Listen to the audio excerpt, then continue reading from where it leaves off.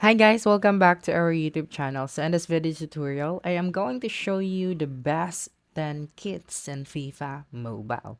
So I will be giving you the kits that you want, but before you have to remember these things in order to get the best 10 kits in FIFA Mobile, okay? So first you must look at the team and the league of the kit, and then this number will help you to determine which league will you be going, okay? Now, go to your settings at the top right corner of your screen, and then select crest, okay? And then here, let's find the number 3 league. So here it is, and then the team that we're going to select. Okay, and then let's go check our kit.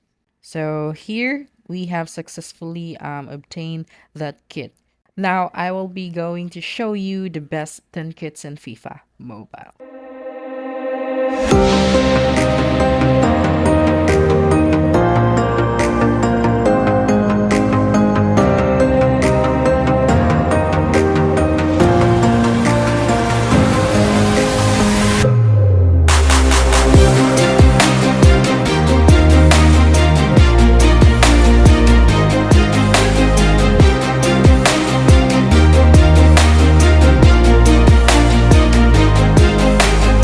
So that's it. Don't forget to subscribe to our YouTube channel for more video tutorials in the future.